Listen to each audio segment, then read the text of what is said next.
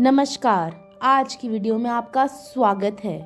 शहर में कुछ अजीब सी घटनाएं हो रही हैं जिसे कोई भी एक्सप्लेन नहीं कर पा रहा। आज हम बात करेंगे फिल्म ट्वाइलाइट जोन के बारे में। ये फिल्म की शुरुआत में एक अकेला आदमी चर्च में है जहां उसे कार्डबोर्ड का बना हुआ शहर का मॉडल मिलता है। वो चर्च में पड़ा हुआ है जहां वो रहता है और उसके बाद वो उस पर पानी छिड़कने की कोशिश करता है। अचानक से वहां पर चर्च के बाहर बारिश होने लग जाती है। वो समझ ही नहीं पाता कि ये कैसे हुआ और वो दोबारा पानी छिड़कता है और बारिश तेज हो जाती है। तब उसे पता चलता है कि जो ये सिटी मॉडल है दरअसल मैजिकल है। फिर दिखाया जाता है कि साल पहले फ्रंट पेज पे न्यूज में एक छोटा सा गांव टाइप शहर था लिटिलटन के नाम से, जहाँ पे जो नई मेयर बनी थी ट्रीना ग्रांट, वो कार एक्सीडेंट में मारी गई। इस इमरजेंसी न्यूज को रिलीज करने के बाद उस छोटे से कस्बे में सब लोग बेहद रोने लगे। जब ये खबर फैली कि ट्रीना ग्रांट मर चुकी हैं, वो सब लोग काफी परेशान हो गए थे। वो उन सब की नेता थी और उन्होंने फ्रीवे एक्सपेंशन को रुकवाया था, जिससे शहर के सारे लोग काफी खुश थे। जो जॉन कॉनली हैं, जो उनके ओपोनेंट थे, वो फ्रीवे के पक्ष में थे। उनका मानना था कि वो लोकल्स का घर हटाकर वहाँ पे फ्रीवे बनवाएंगे ताकि और टूरिस्ट आ सकें। लेकिन ट्रीना ने ये चीज़ नहीं होने दी। वो वहाँ पर उनके खिलाफ खड़ी रही और वहाँ पर ग्रांट की मौत के बाद उनके राइवल को ये गोल अचीव करने का मौका मिल गया। उन्होंने नई रोड कंस्ट्रक्ट करवाई और अब ट्रीना के रोते हुए हस्बैंड अपनी बीवी के बारे में सोचकर सब लोगों से सांत्वना ले रहे थे और जो लोग उनके पास के थे और उनकी कम्युनिटी उन्हें समझाने की कोशिश कर रही थी कि सब ठीक हो जाएगा। एक साल बीतता है और अब सारे शहर में एक बहुत ही सन्नाटे की खबरें और सन्नाटे के नज़ारे देखने को मिलते हैं। सब दुकानों पर क्लोज साइन लगा है। लोकल रेजिडेंट शहर छोड़कर जा रहे हैं क्योंकि यहाँ पर काम ही नहीं है। वहाँ पर हम देखते हैं कि रोड साइन पर वेलकम टू लिटिलटन लिखा है, लेकिन वो भी बुझ ही गया है। ऐसा लगता है जैसे नए मेयर जॉन कॉलोनी ने अपने सारे आसपास के लोगों की स्माइल ही हटा दी हो। उनमें से एक रेजिडेंट एक छोटा सा लड़का है जिसका नाम एमिलियो है। वो उस चर्च के एटिक में जाता है जहाँ पर जेसन रह रहा है, ट्रीना ग्रांट का पति है।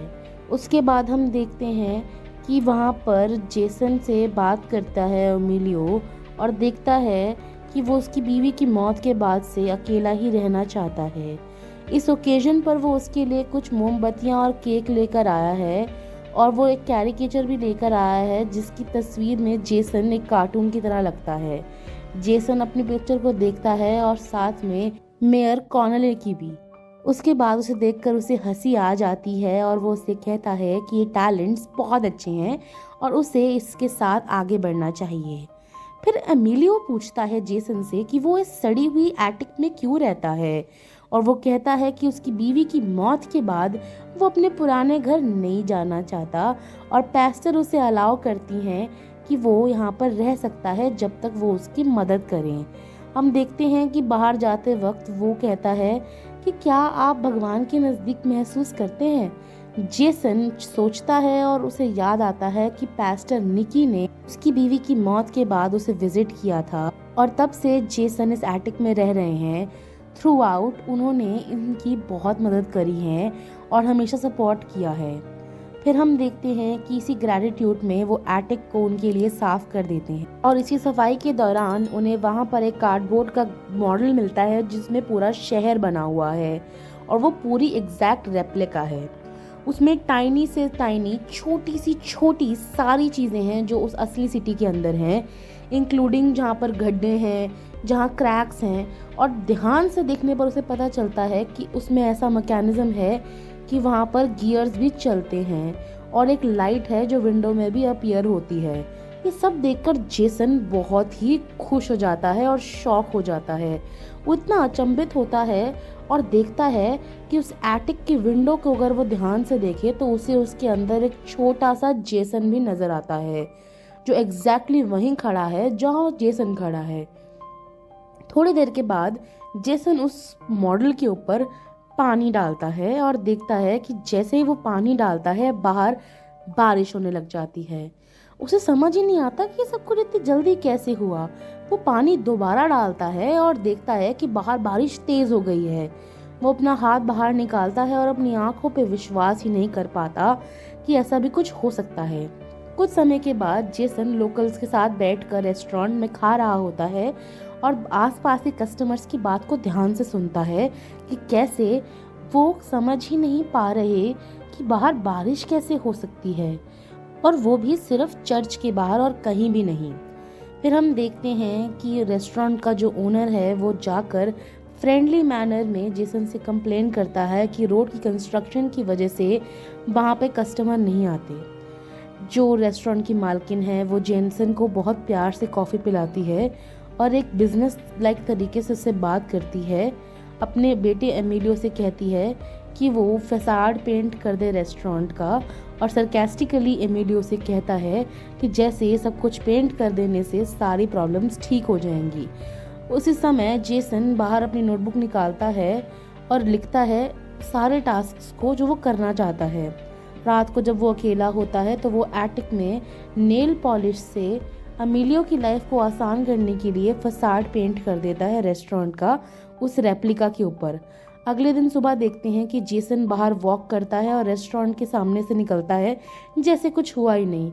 लेकिन बाकी सारा क्राउड सरप्राइज्ड होता है और एमिलियो अश्योर कराता है अपनी मदर को कि उसने ऐसा कुछ नहीं किया है। उसकी मदर समझ नहीं पाती कि उसकी परमिशन के बिना कि वो ऐसे कैसे कर सकता है, और उन्होंने बोला कि ये जो बिल्डिंग है वो मेयर को बिलोंग करती है और उसे ऑरेंज दीवारें अच्छी नहीं लगेंगी। जेसन वहां जाकर उन्हें रोकता है और उनसे बात करते हुए उन्हें बताता है कि ग्रे सीनरी अच्छी नहीं लग रही थी, इसीलिए शायद उसने ये ऑरेंज कलर डाला है, पर ये असल में ऑरेंज नहीं बल्कि पीच है। तो मेयर मान जाएंगे, गुस्सा नहीं करेंगे, आप आराम से बैठिए। एमिलियो की माँ इस बात से अग्री करती हैं और रिलैक्स हो जाती हैं।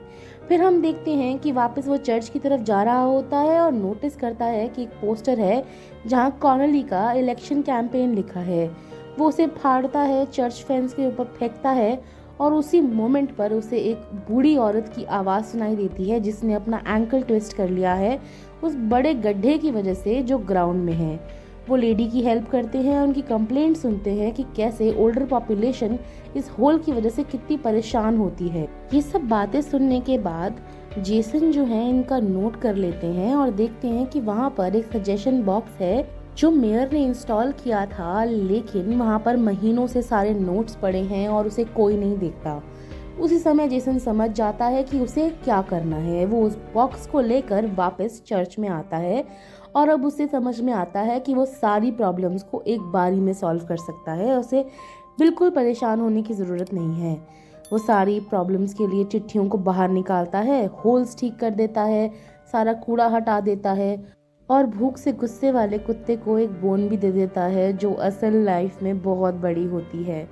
फिर हम देखते हैं कि अगली सुबह जेसन खुशी खुशी शहर के आसपास घूम रहा होता है जहां रेजिडेंट्स काफ़ी खुश होती हैं उन सारे चेंजेस को देखकर। उसके बाद वो रेस्टोरेंट में जाता है जहां हम देखते हैं कि मेयर एमिलियो से और उसकी मदर से बात कर रहे हैं कि कैसे उन्हें वो कलर अप्रूव नहीं किया था।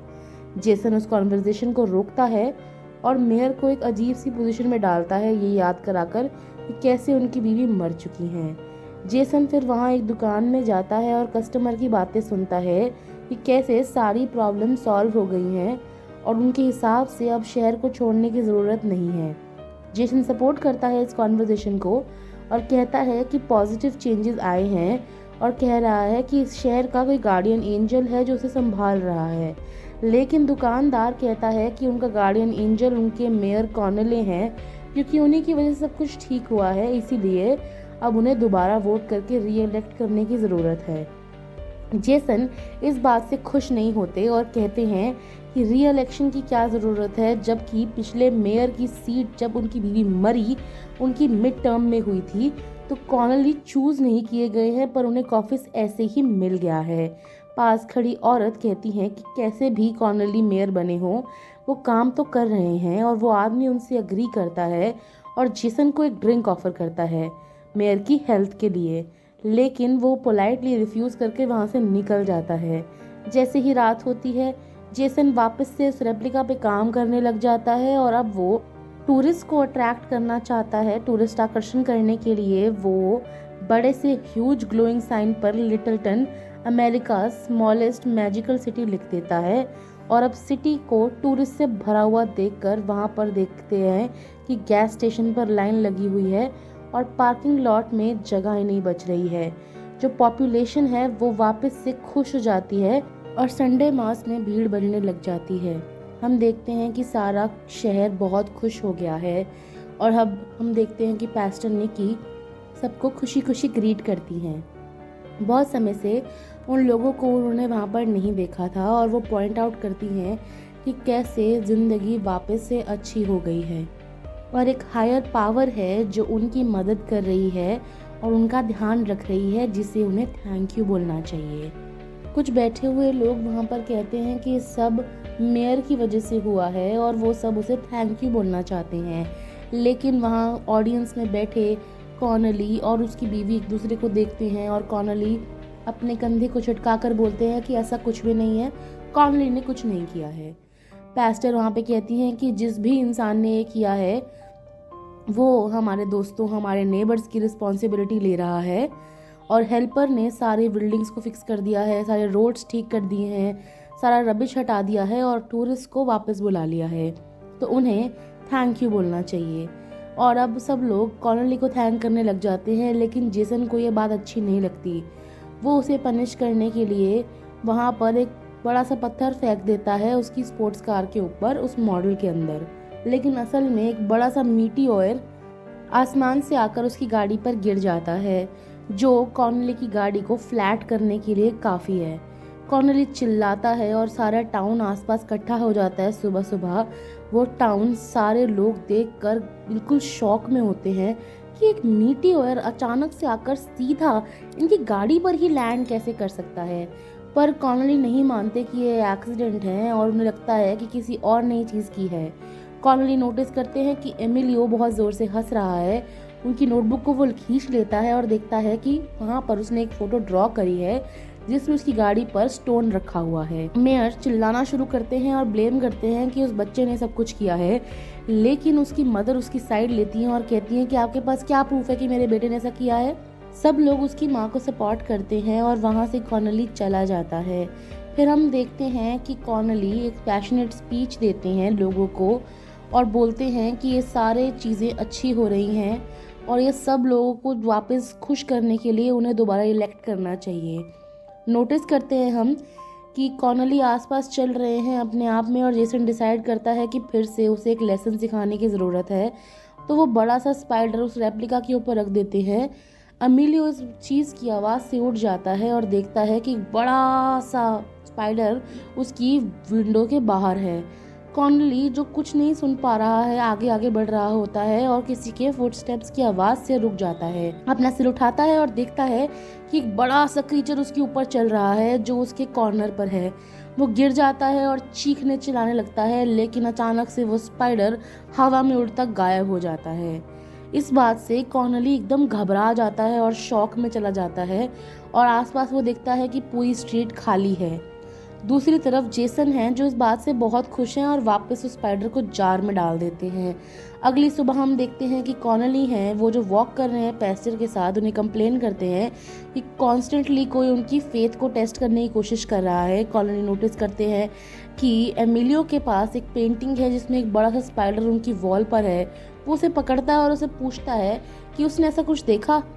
वो लड़का स्माइल करता है और मेयर को परेशान करने की कोशिश करता है। शाम में पेस्टर निकी जो है वो जेसन के पास जाती है, लेकिन वो उसे दरवाजे पर ही रोक लेता है क्योंकि वो रेप्लिका को सीक्रेट रखना चाहता है।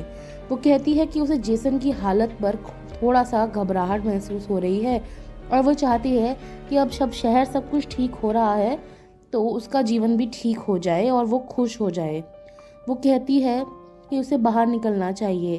जेसन पास्टर से कहता है कि वो सारे क्रेडिट कॉनली को ना दें क्योंकि वो बहुत सेल्फिश है और ग्रीडी है और अपने अलावा किसी के बारे में नहीं सोचता। पर वो कहती हैं कि शायद वो अपने सही पथ पर आ गया है। रात में जेसन डिसाइड करता है कि वो और लाइट बल्ब लगाकर सारे शहर की लाइट्स को इम्प्रूव करेगा और उसके बाद वीक लाइटिंग सिस्टम की वजह से सिटी नहीं मेंटेन कर पाती और पूरी जगह पर अंधेरा छा जाता है। सब रेजिडेंट्स जो हैं इमरजेंसी के लिए चर्च में गैदर करते हैं। मोमबत्तियों की रोशनी में बैठकर वो वहाँ पे बात करते हैं कि कैसे इलेक्ट्रिसिटी की सप्लाई को वापस लाना चाहिए। मेयर रिपोर्ट करते हैं कि ये जो प्रॉब्लम है काफ़ी सीरियस है, पूरे शहर की लाइट चली गई है और ठीक करने में से हफ्ते भी लग सकते हैं। उनमें से एक ओल्ड लेडी जो वहाँ रहती है कहती है कि जो उनका लाइफ सपोर्ट सिस्टम है वो ऑक्सीजन अपैरेटस पे चलता है जो इलेक्ट्रिसिटी चलता है। अगर वो चीज़ ठीक नहीं हुई तो वो मर जाएंगी। उसके बाद मेयर कहते हैं कि वो इमीडिएटली इस इशू को फिक्स करना चाहते हैं, लेकिन वो बात करते हैं कि कैसे आसपास जो नए साइंस हैं उनकी वजह से सब कुछ हुआ है। मेयर कहते हैं कि मुझे नहीं पता कि ये किसने किया है और सब लोग कॉर्नेली की बात नहीं मानते। वो कहते हैं कि तुमने सब कुछ किया है और उस पर चिल्ला देते हैं और हमला कर देते हैं। वो अपने यार्ड में भागता है और नोटिस करता है कि एमिलियो स्ट्रीट पर वापस आ गया है और वो उसके हाथ से ड्राइंग छीन लेते हैं और देखते हैं कि उसने वो साइन को पेंट किया है। कॉर्नेली सबको कहने के लिए कोशिश करते हैं कि ये लड़का है जो सब चीज़ें करवा रहा है और इसमें कुछ विच क्राफ्ट या तंत्र मंत्र के नंबर हैं जो ये मिलाकर इन सबको बदल रहा है। यही इसके बाद हम देखते हैं कि सब लोग इस बात को नहीं मानते और उस पर अटैक कर देते हैं। ये सब जेसन देखता है, आता है और सबको सच्चाई बता देता है। उसके हिसाब से वो नहीं चाहता था कि शहर में कुछ बुरा हो, लेकिन सब उसके प्लान के अकॉर्डिंग नहीं गया। प्रूफ मांगने पर जेसन उन्हें दिखाता है कि उनके एक एटिक में ऐसी एक चीज़ है। के बाद हम देखते हैं कि जेसन ने अपनी सोने की अंगूठी जो शादी में थी उसे निकालकर अपनी बीवी की फोटोग्राफ के सामने रख दिया है और वो बोलता है कि मैंने तुम्हें फेल किया। इस मोमेंट पे हम देखते हैं कि मेयर लोगों से बात करते हैं और जाकर जेसन का सीक्रेट खोलने की कोशिश करते हैं। कॉर्नेली डिलाइटेड होते हैं देखकर कि वहाँ पर एक ऐसा रेप्लिका है जिसके अंदर वो सब कुछ चेंजेस करके शहर को बड़ा वेगस बना सकते हैं। जेसन रिप्लाई करता है कि वो ऐसा कुछ नहीं होने देंगे। उस स्मॉल सी फाइट से वो आपस में बड़ी फाइट में लड़ने लग जाते हैं। रेप्लिका वापस से वहाँ से गिर जाता है और वहाँ पे हम देखते हैं कि पूरे शहर में हाहाकार मच जाता है, सब चीज़ें टूट फूट जाती हैं और उन्हें रिस्टोर करने के लिए कुछ भी कोई नहीं कर पाता। अब सब लोग देखते हैं कि बड़ी सी वेडिंग रिंग है जो वो शहर के बीचों बीच सड़क पर पड़ी है। जेसन सबसे कहता है कि वो इन चीज़ों को ठीक कर देगा, लेकिन जर्नलिस्ट उस सीन पर पहुंच जाते हैं और कहते हैं कि उन्होंने इससे बड़ा सोने का टुकड़ा जो एक सिंगल हो कभी नहीं देखा। यहीं पर फिल्म समाप्त हो जाती है और हम अपने वीडियो के अंत पर पहुंच चुके हैं। अगर आपको ये वीडियो अच्छी लगी तो इसे लाइक कीजिएगा, कमेंट में हमें फेवरेट पार्ट ज़रूर बताइएगा, चैनल को सब्सक्राइब कीजिएगा और इस वीडियो को अपने दोस्तों के साथ शेयर कीजिएगा। आज के लिए इतना ही, धन्यवाद।